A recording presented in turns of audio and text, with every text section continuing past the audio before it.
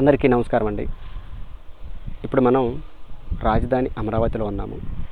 రాజధాని అమరావతిలో కొత్త అప్డేట్స్ మీకు ఇవ్వడానికి, కొత్త విషయాలు మీకు తెలియజేయడానికి నేను అమరావతిలో అలా తిరుగుతూ తిరుగుతూ ఉండగా నాకైతే ఈ వెనుక కనిపిస్తున్నటువంటి ఈ దృశ్యం కనిపించింది. ఇవి అసలు ఏం పైపులు? ఇవి మొత్తం కూడా ప్లాస్టిక్ పైపులు. ఇవి దేనికోసం వాడతారు? ఇక్కడ ఎందుకు ఉన్నాయి? ఇవి అసలు ఏంటి? ఈ వస్తువులు ఏంటి?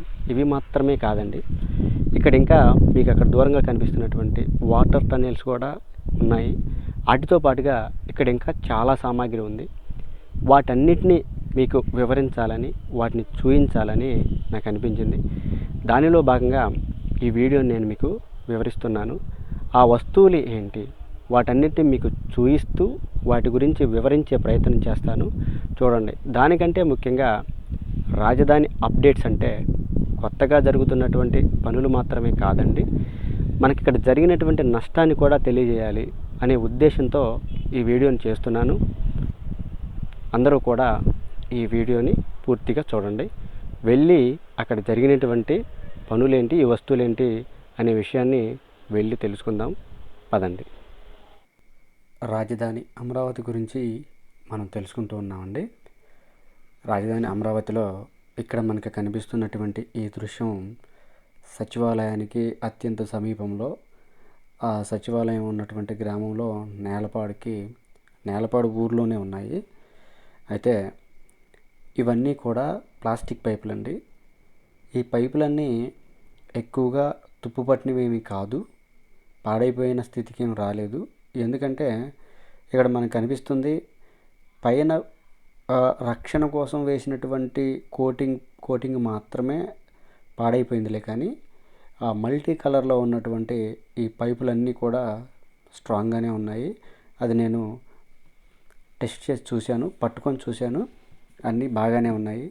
అయితే ఈ పైపులన్నీ ఎందుకు వాడతారు అనే సందేహం మనకు రావచ్చు. అవన్నీ కూడా కొత్తగా వేస్తున్నటువంటి రోడ్లు, రాజధానిలో బాగా విశాలవంతమైన రోడ్లు వేయాలని నిర్ణయించడం జరిగింది. అయితే రోడ్లతో పాటుగా ఆ రోడ్ల పక్కనే ఈ కేబుల్స్ వేస్తారు. ఎందుకంటే ఇంటర్నెట్ మరియు టెలిఫోన్ వైర్లకు సంబంధించి ఆ పైపులు ఇవన్నీ కూడా ఎందుకు 5 సంవత్సరాల నుంచి ఎండకి ఎండుతూ వానకు తడుస్తూ అలా చెత్తలో పడి ఉన్నా కానీ ఎందుకు తుప్పు పట్టలేదు అని అంటే, ఇవన్నీ క్వాలిటీ కలిగిన పైపులు. ఎందుకంటే ఇవన్నీ భూగర్భంలో వేస్తారు కనుక ఆ పైపులు అంత క్వాలిటీగా ఇవ్వడం జరిగింది. ఏదేమైనా కానీ ఈ యొక్క భూగర్భ పైపులు అయితే మరలా వాడుకోవచ్చని నాకు అనిపించింది. ఇక వాటితో పాటుగా ఇక్కడ కనిపిస్తున్న ఈ పైపులు కూడా ఇవి వాటర్ పైపులు. ఇక్కడ నుంచి ఇప్పుడు మనం చూస్తున్న ఈ ప్లేస్ నుంచి కృష్ణానది అనేది చాలా దగ్గరగా ఉంటుంది. కృష్ణానది కరకట్ట, ఇక్కడ నుంచి చూస్తే మనం మంతెన సత్యనారాయణరాజు గారి ప్రకృతి చికిత్సాలయం మనకు కనిపిస్తూనే ఉంటుంది. అంటే కరకట్ట. ఈ కరకట్ట నుంచి రాజధాని గ్రామంలోకి నీటిని తరలించే ప్రాజెక్టులో భాగంగా ఈ పెద్ద పైప్ లైన్లు, ఇవన్నీ కూడా అక్కడికి తీసుకొచ్చి వేయడం జరిగింది. ఇక్కడ మీకు నేను ఒక విషయం చూపిస్తాను. మీ అందరికీ ఇక్కడ ఒక డౌట్ రావచ్చు, రాజధాని అమరావతి అంటున్నావు, పొలాలు చూపిస్తున్నారు ఏంటి అనే డౌట్ రావచ్చు. ఇక్కడ రాజధాని అమరావతిలో ఈ టాపిక్ ఎవరో చెప్పుండరు, ఇప్పుడు నేను చెప్తున్నాను. రాజధాని అమరావతిలో చాలా భూములు తిరిగి వ్యవసాయం చేసుకుంటూ కనిపిస్తూ ఉన్నాయండి ఇప్పుడు. ఎందుకంటే ఈ గడిచిన 5 సంవత్సరాలుగా రాజధానిలో పనులు ఏమీ జరగలేదు కనుక అక్కడ ఉన్నటువంటి రైతులకు కూడా సరిగా వారి యొక్క భూముల తాలూకు కౌలు డబ్బులు కూడా వారి అకౌంట్లో జమ అవ్వలేదని నిన్నమొన్నటి వరకు అనుకుంటూ ఉన్నారు. ఈ పరిస్థితుల్లో రాజధాని కట్టరేమో అనేటువంటి ఒక సందేహంతో అక్కడున్న రైతులు వారికి తోచిన వారి భూమిని తిరిగి మళ్ళీ వ్యవసాయ క్షేత్రాలుగా మార్చుకొని వ్యవసాయం చేస్తూ ఉన్నారు. ఇప్పుడు నేను మీకు చూపించినటువంటి ఆ పొలం కూడా అందులో టమోటాలు, కూరగాయలు పంట పండిస్తూ ఉన్నారు. అది అది దానికి క్లారిటీ.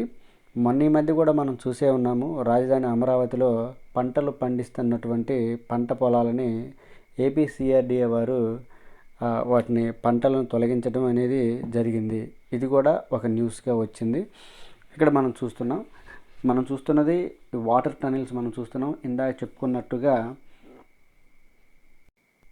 చెప్పుకున్నట్టుగా కృష్ణానది దగ్గరగా ఉండడం వలన మరి రాజధాని గ్రామాల్లోకి నీటిని సరఫరా చేసే ప్రాజెక్టులో భాగంగా ఇవన్నీ అడిగి తరలించారని చెప్తున్నారు. రాజధాని అమరావతి అంటే నీరు చాలా అవసరమవుతుంది కనుక హైకోర్టులు, సచివాలయాలు మరియు ఈ ఐకానిక్ టవర్స్కు మరియు ఈ ఎమ్మెల్యేలు, ఎంపీలు, ఎమ్మెల్సీలు, ఇంకా కలెక్టరు, ఈ క్వార్టర్స్లన్నిటికీ కూడా నీరు అవసరం కనుక నీటిని కృష్ణానది నుంచి రాజధానిలోకి తీసుకురావడం కోసం ఏర్పాటు చేసిన ఈ టన్నెల్స్, ఈ పైప్ లైన్లు ఇవన్నీ కూడా అండి కొన్ని అయితే ఈ చూపిస్తున్నటువంటి ఈ పైప్ లైన్లు కూడా కొన్ని టన్నెల్స్లన్నీ కూడా కొన్నేమో ఐరన్వి, మరికొన్నేమో సిమెంట్తో తయారు చేసినవి.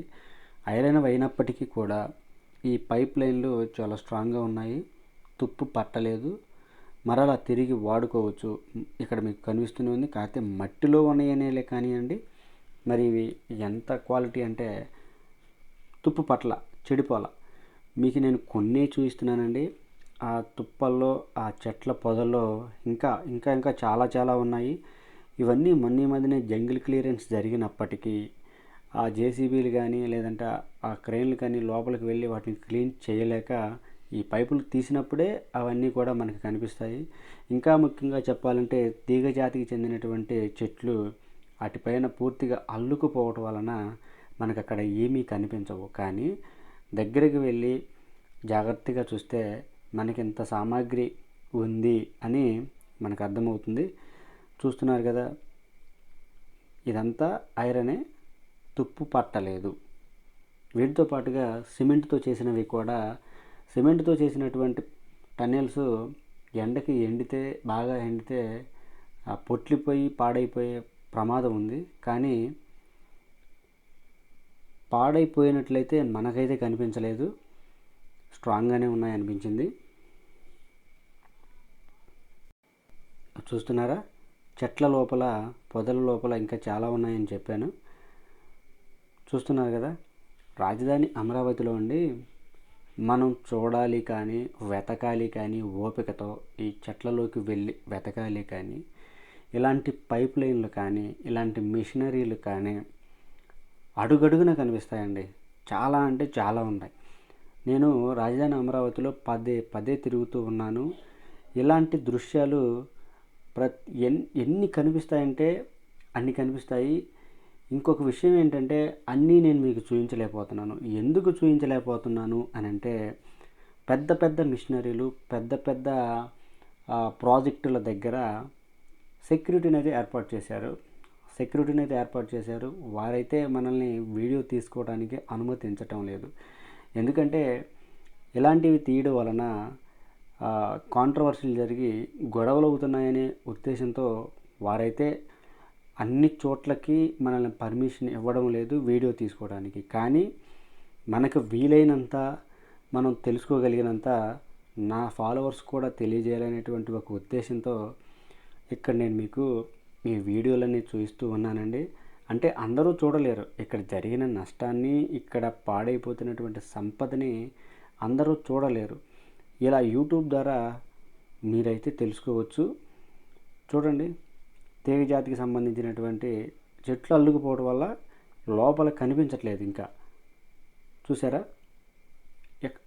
అలా ఆ దూరంగా చూస్తే మంచన సత్యనారాయణ గారి ఆరోగ్యాలయం కనిపిస్తుంది.